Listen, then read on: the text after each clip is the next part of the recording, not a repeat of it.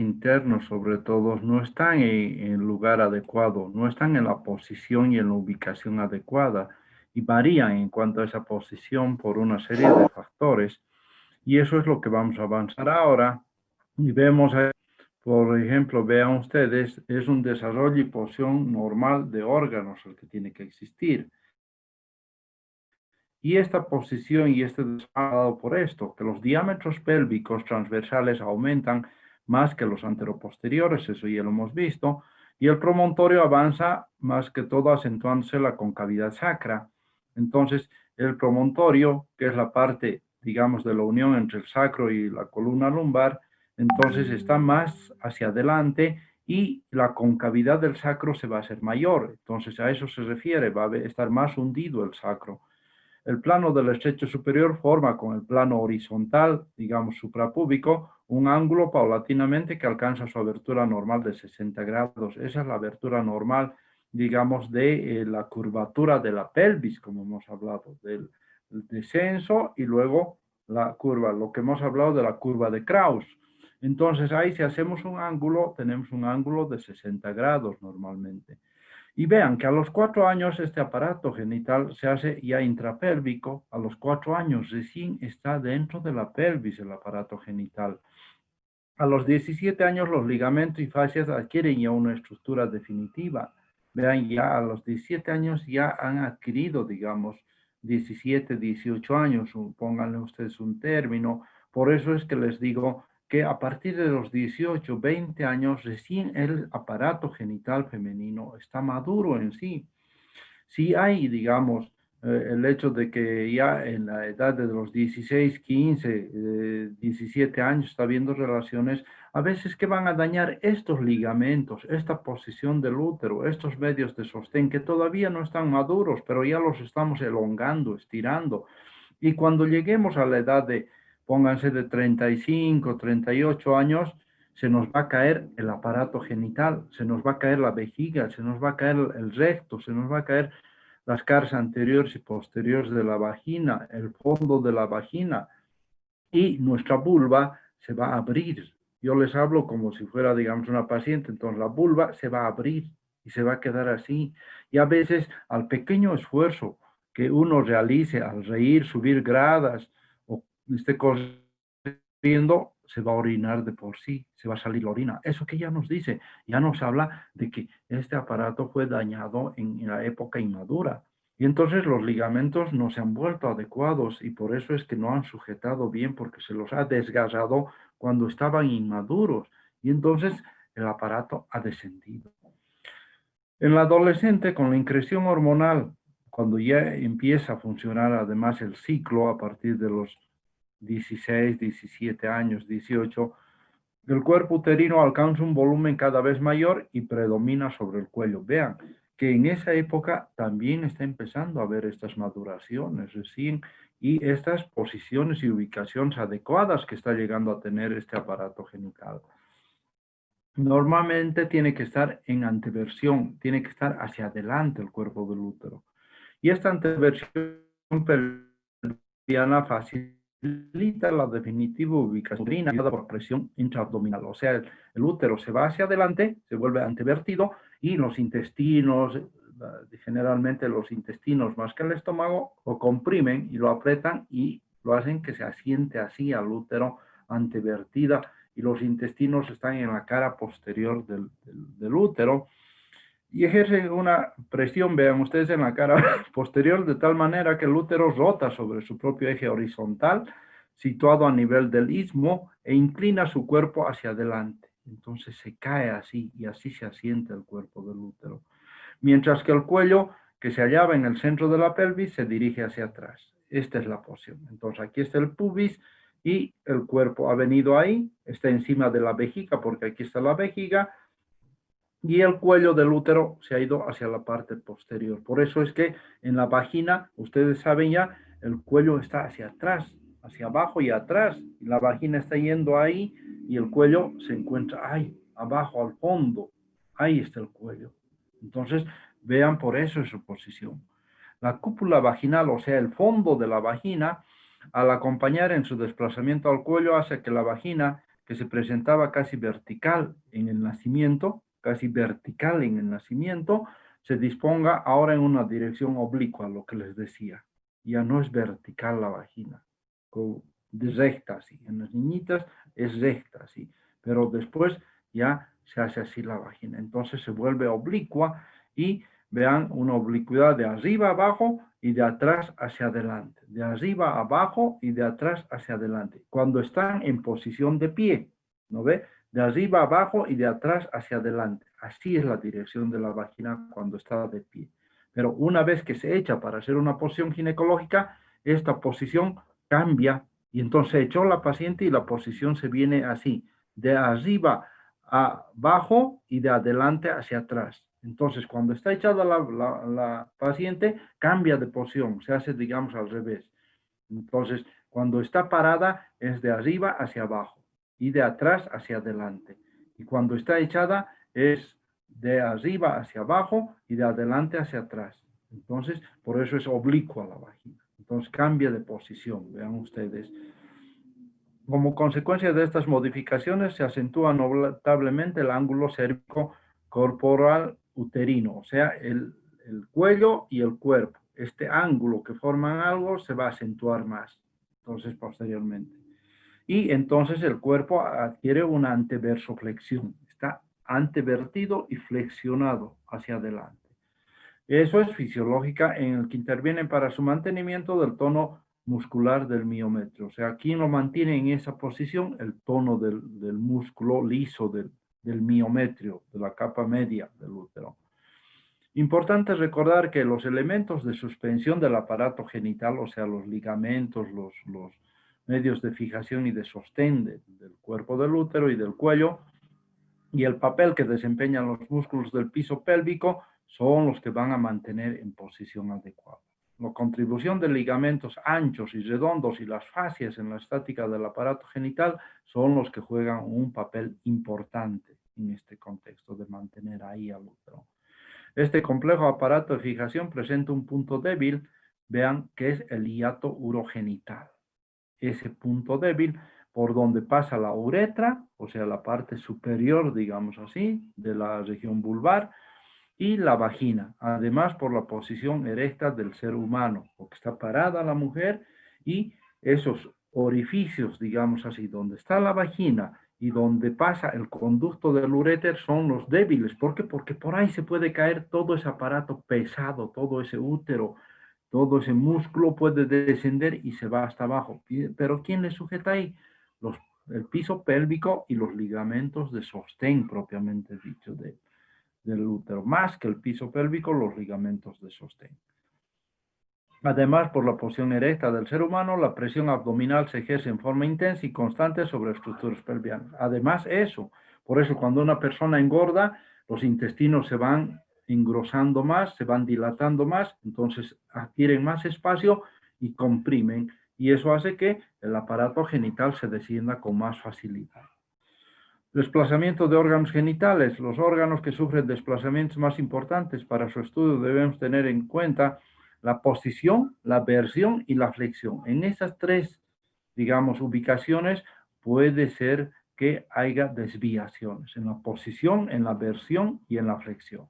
En la posición, vean, el útero normalmente ocupa el centro de la excavación pélvica. Ahí está, ya sabemos. Su fondo alcanza o rebasa escasamente el plano estrecho superior, mientras que el extremo inferior del cérvix se halla a la altura del plano que pasa por las espinas ciáticas. Ahí está la parte inferior. Pero el cuerpo, digamos, el fondo, la parte más superior del útero, esa, cuando está en posición vertical, el útero, digamos, ahí puede llegar a sobrepasar o está a nivel del borde superior del pubis. Ahí se encuentra el cuerpo del útero.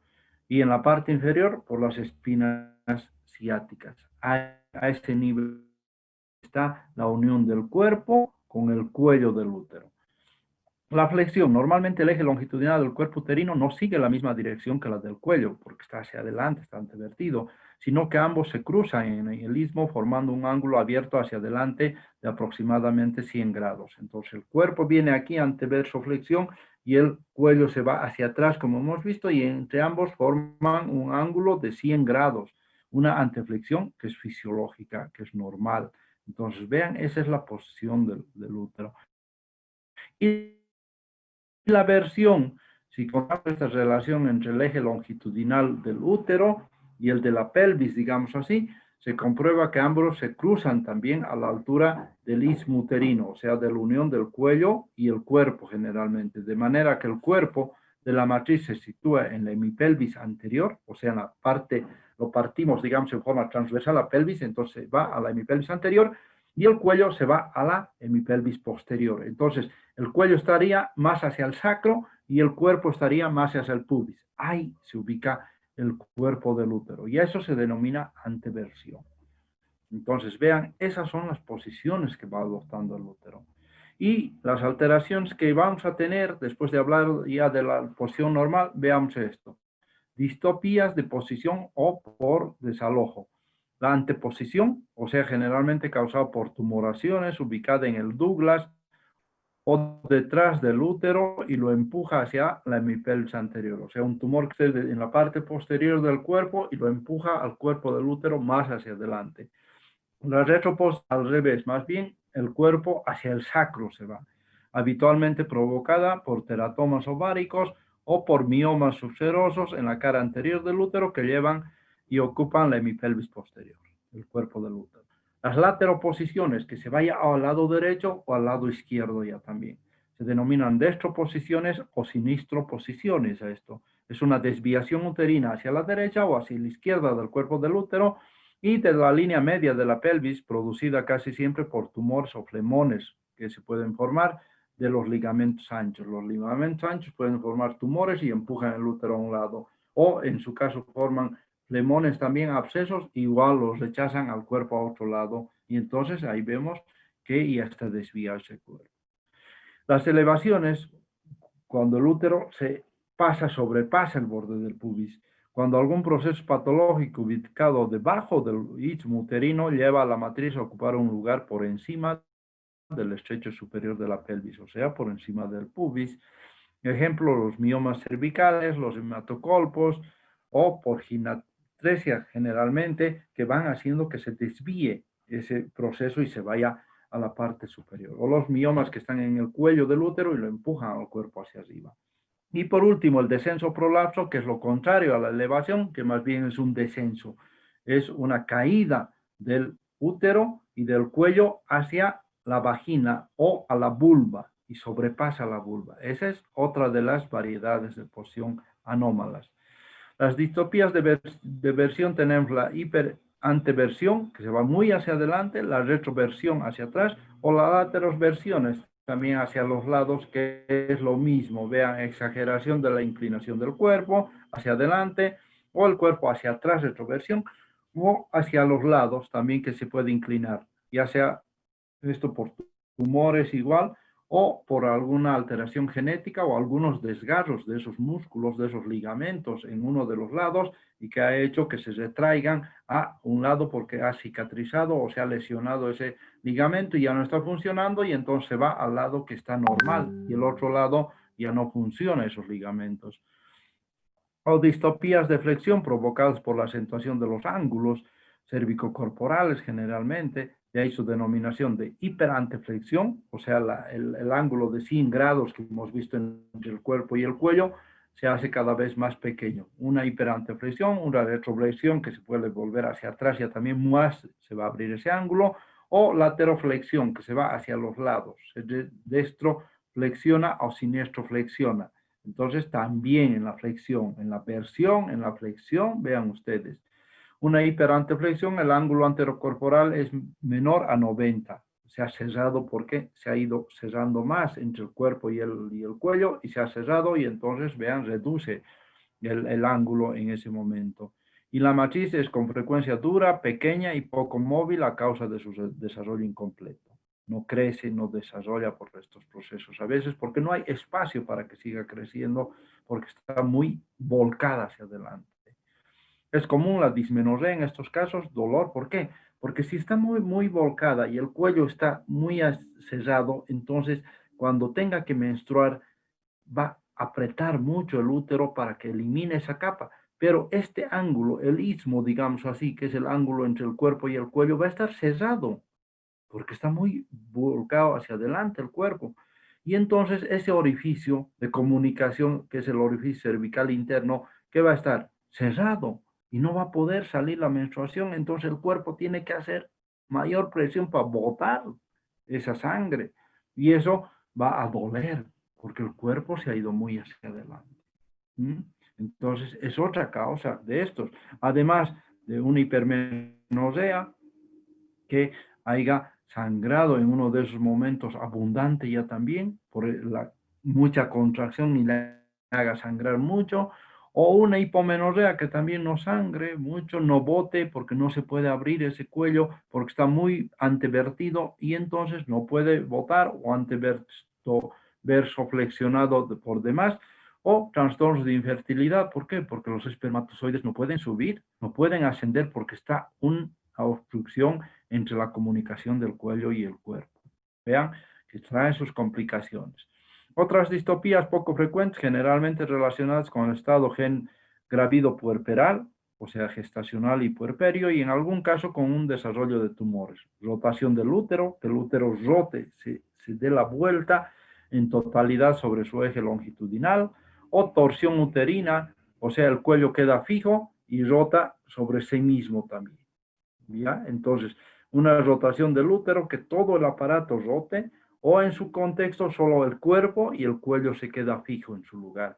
O una inversión del fondo de la matriz, el fondo de la matriz que está antevertido, forma rara de prolapso en el cual solo desciende el cuerpo del útero vertido. O sea, ¿qué quiere decir esto? Que se puede volcar mucho el cuerpo y el fondo aparece abajo antes que el cuello del útero y desciende el fondo. Entonces ha volcado del todo el útero. Son raras, pero también pueden ser otras alteraciones.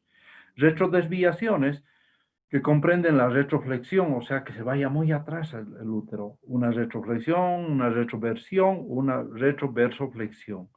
Clasificación según la posición del fondo uterino, o sea, la parte más superior del útero, ¿a dónde está? Primer grado, este se encuentra dirigido hacia arriba, por delante del promontorio, recto casi está el útero. Luego, segundo grado, o posición intermedia, si el fondo se orienta hacia el promontorio. Se ha volcado un poquito el útero y el fondo está chocando. No está hacia el pubis, sino está hacia el sacro ya también. Y tercer grado, si lo haya por debajo del promontorio, más vertido hacia atrás. O sea, es una retroversoflexión. Se ha ido atrás, se ha retrovertido el útero. Si se trata de retroversiones, el cuello se orienta hacia el tercio inferior de la cara posterior de la vagina. O sea, ¿quién también va a modificarse? Si el cuerpo se viene así, el cuello se va a ir hacia adelante. Eso quiere decir, entonces, si hay esa retroversión, el cuello se orienta hacia el tercio inferior de la vagina. No está hacia el fondo el cuello, sino hacia el tercio inferior ya de la vagina. Se ha vuelto casi más central ya el cuello con dirección al fondo vaginal. Hacia el tercio inferior de la cara posterior de la vagina en las de primer grado, en la dirección del eje vaginal en las de segundo grado y hacia la pared anterior de la vagina en las de tercer grado. Entonces, de acuerdo a esos grados que hemos visto, el cuello, mientras más se vaya, el cuerpo se vaya más hacia el promontorio, el cuello va a salir más hacia el centro de la vagina. Entonces, ese también se modifica. En la clasificación se tomará en cuenta si el cuerpo uterino es desplazable o no, es decir, si la retroversión es móvil o fija. Hay que ver eso, si los ligamentos están adecuados o no, o cuál está variando y por qué está haciendo esas variabilidades. La diatopatogenia de estos casos en las mujeres de hábito asténico, o sea que están muy delgaditas, muy flaquitas, generalmente que no comen mucho, se puede pasar esto. Los medios de fijación uterino son deficientes, o sea, los ligamentos no son los adecuados para que el útero pueda estar en anteversión, por eso se va hacia atrás. Los ligamentos redondos, al perder su tonicidad, o sea, los ligamentos redondos, esos gruesos que están hacia los lados, pierden su tono porque se han desgarrado, se han lacerado o no han dejado que maduren bien, entonces el útero también se va hacia atrás. Y lo mismo ocurre con los ligamentos uterosacros, que son los ligamentos que están en la parte posterior del cuerpo del útero y el cuello y que van hacia la parte del sacro, hacia el peritoneo sacral. Y esos pueden estar muy retraídos, muy cortitos y entonces lo jalan el cuerpo hacia atrás y se va, por lo tanto, el cuerpo del útero hacia la parte posterior.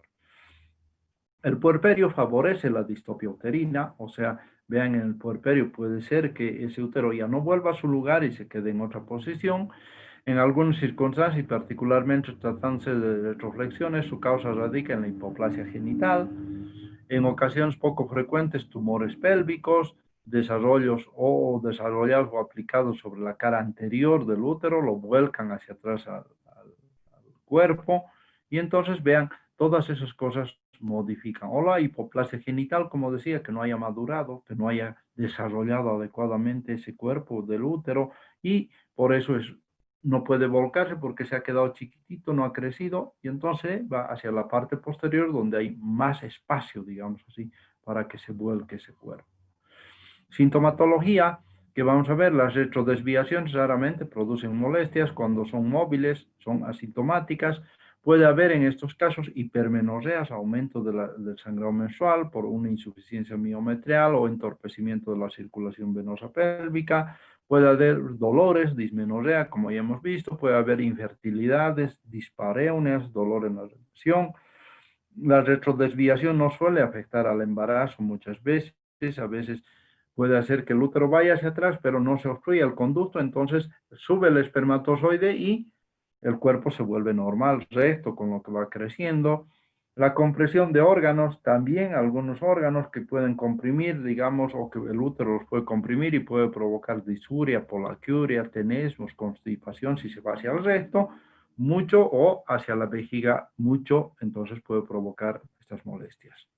Diagnóstico se efectúa casualmente en un examen ginecológico de rutina. Al examen manual comprobamos que no se puede tocar el fondo del útero o el cuerpo del útero porque está hacia atrás, entonces no podemos tocar. Y el cuello también vemos que está más central, más anterior, más desviado, entonces ya nos llama la atención. En las mujeres obesas, eso sí nos va a llamar la atención porque ella sí se va a presentar. En las que ofrecen resistencia al examen por su temperamento nervioso, en estos casos la histerometría presta valiosa ayuda, meter digamos, un medidor, un dispositivo que puede medir el útero, ese nos va a mostrar que no entra más de lo normal y entra poquito, entonces porque el cuerpo está muy desplazado hacia atrás o hacia adelante. Por eso es muy peligroso cuando alguien va a un centro o a otro lugar a hacer un aborto, por ejemplo. No sabemos si el útero es para atrás o está adelante y le hacen y después le pueden perforar el útero al meterle una serie de instrumentales. Entonces hay que tener mucho cuidado en estas cosas. Diagnóstico diferencial con tumores que ocupan el fondo saco de Douglas, los miomas que pueden desplazarlos. Si el intento de movilización uterina provoca fuerte dolor, es muy probable que se trate de una retrodesviación fija también, que esté bien agarrada y no podemos volverlo a poner a su lugar porque los ligamentos son muy cortos o hay adherencias que no están dejando y lo han desplazado al útero hacia otro lado. En caso de duda acerca de si las molestias dependen de las retrodesviaciones o no, se puede recurrir a la prueba del pesario, o sea, colocar en la matriz en posición normal, luego se aplica un pesario que se deja 4 a 6 semanas y con este desaparecen los trastornos, entonces provocada por la posición viciosa del útero. ¿Qué quiere decir? Que hay que dejar, digamos, un aparato dentro del útero que lo modifique, que como es pesario es una cosa que pesa, digamos, que jala al útero y lo va a jalar un poquito hacia abajo para que pueda ubicarse normalmente o que lo desvíe hacia la parte anterior o posterior como una bolsa de, de, de algo cómputo, o sea, del tratamiento. Las retrodesviaciones asintomáticas no requieren tratamiento alguno, no, porque si le está bien en su periodo, no le molesta, sus sangrados son normales, entonces no va a afectar en nada, como hemos visto, no afectan en su embarazo. Pacientes aprensivas no conviene ni siquiera informarlas de la posición de su matriz para no crear preocupación inútil. Vean que es paciente es muy nerviosa, han visto que se preocupa de todo, anda estresada, preferible no decirle, porque va a venir y va a decir, opéreme, hágame cirugía. Claro, se le puede hacer, pero por ahí a veces no resulta. Y si todo está yendo normal, ¿para qué la vas a hurgar? Entonces no conviene. Por eso a veces hay que ver a quiénes vas a comentar y cómo y cuándo puedes comentar. Cuando la sintomatología puede ser atribuida a la retrodesviación, se debe recordar que esta es casi siempre consecuencia de la debilidad constitucional de los tejidos musculares y conjuntivos, de esos ligamentos de sostén de ese piso pélvico. De manera que el tratamiento debe dirigirse a corregir primero ese estado de esos ligamentos. Para ello se indicarán ejercicios adecuados del piso pélvico, de la parte vulvar, ejercicios para que fortalezcan esos músculos, ese piso, curas de adelgazamiento si están muy gorditas, masajes, con lo cual muchas molestias van a ir desapareciendo. Entonces, podemos corregir si es un principio, si no es mucho la variabilidad. En las retrodesviaciones fijas es más importante el tratamiento de la patología agregada, o sea, hay que ver por qué se está produciendo eso, por tumores, por procesos inflamatorios, esas modificaciones y hay que solucionar eso. Si con ese tratamiento digamos, obtiene éxito, se procederá a intervenciones quirúrgicas, o sea, con los tratamientos que hemos indicado ya de hacer fortalecimientos. Tratamientos quirúrgicos, primero podemos hacer pexias, que es una histeropexia, se fija el istmo o el cuerpo del útero a la pared abdominal, entonces hay que abrir el abdomen y poner unos ligamentos o digamos, unos puntos de fijación de esa parte de la que queremos nosotros volver a su lugar del útero, o sea, del fondo del útero, poner puntos ahí y fijarlos hacia el peritoneo parietal para que se venga más hacia adelante o más hacia atrás, depende de dónde es la desviación, o más hacia un lado o al otro lado, entonces hacemos que se jale poniendo puntos desde el lugar de desviación hasta el contralateral del peritoneo para desviarlo a ese y ver si se puede fijar. Acortamiento de ligamentos, por ahí los ligamentos son muy grandes, hay que reducirlos para que el útero no esté muy desviado al otro lado, sino esté al medio y cortamos y reducimos esos ligamentos que están muy elongados, muy estirados, digamos así. O el cierre del Douglas, tal vez el fondo de saco vaginal está muy amplio y por eso se está descendiendo, entonces hay que cerrar el fondo de saco de Douglas, poner puntos ahí, retirar el tejido excedente y cerrar un poquito más la región del fondo de saco. Entonces, esa es, digamos, una de las posibilidades. Entonces, vean, es una patología también eso, las distopias, los hechos de que se presenten estas complicaciones propiamente dicho en estos procesos. Entramos a otro que es hablar del climaterio y la menopausia. El climaterio y la menopausia, que es una etapa de la vida, como hemos visto, que se presenta en la etapa de la vejez generalmente, y ahí estudiamos este proceso. El climaterio, que es una cosa, y la menopausia es complemento o un componente del climaterio. El climaterio es una cosa muy larga y la menopausia es solamente un componente de ese climaterio. No es lo mismo menopausia y climaterio, son dos cosas muy diferentes. La menopausia, vean ustedes aquí, es el cese permanente en retrospectiva de los periodos menstruales, o sea, la pérdida total de la menstruación, a eso se denomina meno, que quiere decir menstruación, y pausa, o sea que se suspende la menstruación. Después de que una mujer haya experimentado 12 meses de amenorrea sin ninguna otra causa patológica o fisiológica. Antiguamente se decía, si se ha perdido 12 meses ya su periodo, ya se denomina un proceso de pérdida total de la menstruación. Ahora se dice que si en 4 meses no hay periodo menstrual, ya está en una época menopáusica, ya se ha perdido los periodos. Entonces, eso es lo que se denomina ahora menopausia, que está dentro del climaterio. La menopausia es cuando hay atresia de los folículos, no funcionan los ovarios, ellos son los que van a presentar la menopausia, porque habíamos visto que al producir estrógenos y progesterona estimulan a que prolifere el endometrio y venga la menstruación, pero si no hay actividad folicular, no hay actividad ovular, no hay actividad ovárica, entonces no hay proceso menstrual y estimulación uterina. Es una atresia de los folículos ováricos y su capacidad de producir estrógenos ante el estímulo de las hormonas FSH y LH es nula o deficiente para que se presente una menstruación. Y el climaterio, vean ustedes, proviene del griego climater, que significará peldaños o escalones. O sea, vean, es un proceso en el cual tiene que ir esta etapa de la vida de la mujer. Periodo en el cual ocurren cambios endocrinológicos, somáticos y psicológicos en la transición hacia la menopausia. ¿Ya? Entonces, nosotros tenemos el climaterio y tenemos la menopausia al medio.